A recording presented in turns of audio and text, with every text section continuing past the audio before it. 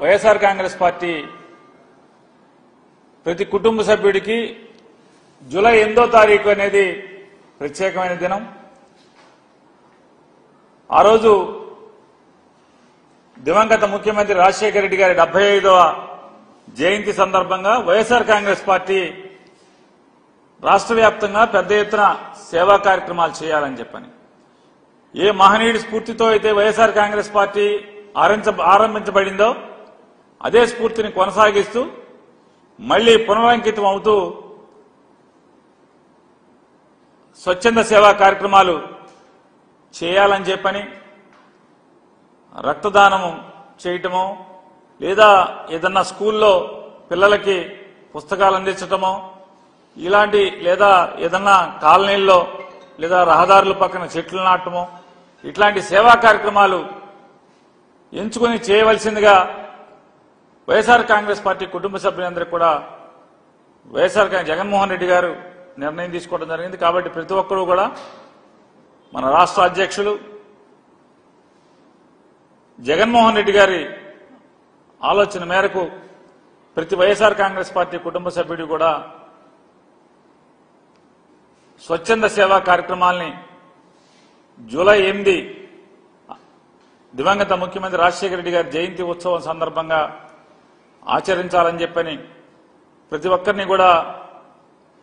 కోరుకుంటూ, అలాగే రాజశేఖర రెడ్డి గారి యొక్క జయంతి ఉత్సవం ద్వారా స్వచ్ఛంద సేవా కార్యక్రమాలను చేస్తూ ప్రజలకి పనికొచ్చే కార్యక్రమం చేస్తూ మరొకసారి ఆ మహనీయుడి యొక్క ఆశయాల్ని ఆయన రాజకీయాల్లో ఆయన జీవించిన తీరుని స్మరించుకుంటూ మరొకసారి గుర్తు చేసుకుని పునరుత్తేజంతో పనిచేయడానికి ప్రజాసేవ చేయడానికి అడుగులు వేస్తామనేది ఆ రోజు ప్రతి ఒక్కరం భావించి ఆ కార్యక్రమాలు చేయమని చెప్పని వైఎస్ఆర్ కాంగ్రెస్ పార్టీ తరఫున ప్రతి ఒక్క కుటుంబ సభ్యుడిని కోరటం జరుగుతుంది.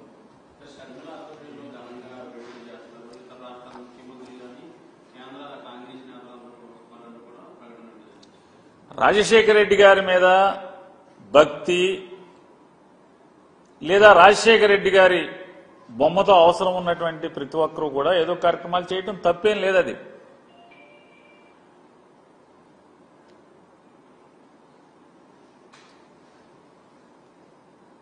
కాబట్టి అది ఈరోజు అంటే 70వ జయంతి జరిగే సందర్భంలో దాని గురించి ప్రస్తావించడం కంటే ఖచ్చితంగా ఆ మహనీయుడిని స్ఫూర్తిగా పొంది ఏర్పాటు చేయబడినటువంటి ఈ పార్టీ జెండా మోస్తున్నటువంటి ప్రతి ఒక్కరూ కూడా ఆ స్ఫూర్తితో రాజశేఖర రెడ్డి గారి పేరు స్మరించుకుని 8వ తారీఖున ప్రజా ఉపయోగ కార్యక్రమాలు స్వచ్ఛంద సేవ కార్యక్రమాలు చేయాలని చెప్పని జగన్మోహన్ రెడ్డి గారు ఆదేశాలు జారీ చేయడం జరిగింది.